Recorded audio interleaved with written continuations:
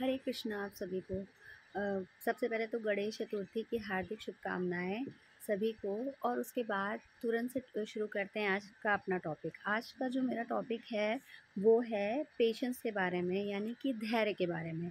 अब आप कहेंगे कि धैर्य तो सभी रखते हैं, मतलब जब रखना चाहिए और ऐसा वैसा, हाँ सभी रखते हैं, लेकिन काम बिगड़ने से पहले और मतलब काम बिगड़ने से और काम बनने में बस जो कुछ टाइम का फ़र्क होता है वो हमारा पेशेंस और यानी हमारा धैर्य ही डिसाइड करता है कि हमारा काम बनेगा या बिगड़ जाएगा।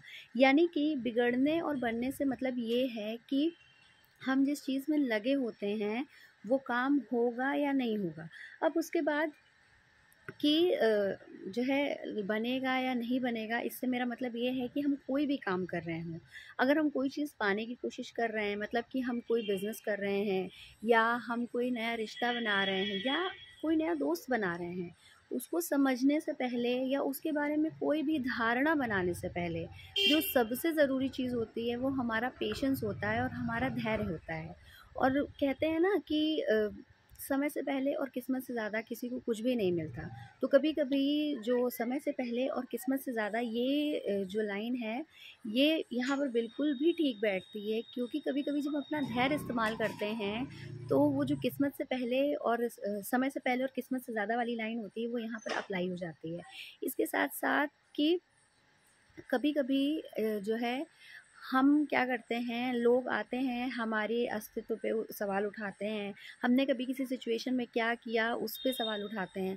तो वहाँ कभी-कभी आपको कोई जवाब नहीं देना होता है, वहाँ बस आपको धैर्य रखना होता है और आपको ये हमेशा याद रखना चाहिए कि कर्म की गति अटल है। यानी कि जो आज हो रहा है, मतलब हो सकता है आज आपका समय ना हो और आने वाले समय में जब आपका समय आ जाए तो आप उस बात का या उस सवाल का जवाब देने के लायक हों।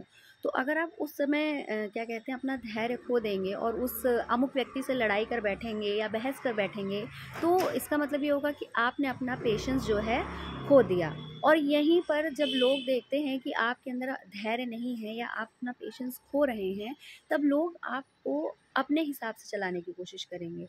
जैसे कि जो चीज़ आप नहीं भी हैं, लोग आपको वही बनाने की कोशिश करेंगे। ये आपका धैर्य ही आपको बता पाएगा कि आप क्या चीज़ हैं और क्या नहीं हैं। अगर आपने अपना धैर्य खो दिया तो कोई भी व्यक्ति, अमुक व्यक्ति आकर आपको ये ज़रूर बता देगा कि तुम्हें फला-फला सिचुएशन में ये करना चाहिए था, तुम्हें फला-फला सिचुएशन में वो करना चाहिए था। ठीक है, कभी आपने कोई चीज़ बर्दाश्त की और आगे बर्दाश्त करने का मतलब कि आपने उस चीज़ को झेल लिया और आप आगे बढ़ गए। तो जो वो आगे बढ़ गए, वो जो आपका पेशेंस है, वो आगे बढ़ना आपको बहुत बहुत बहुत आगे ले जाएगा। वो कहते हैं ना कि एक कहावत है कि जब भगवान हमें 2 कदम पीछे करता है, तब वो हमें 4 कदम आगे भी बढ़ाता है। तो ये जो 4 कदम आगे बढ़ाने वाली लाइन है, ये हमारे धैर्य पर ही निर्भर करती है।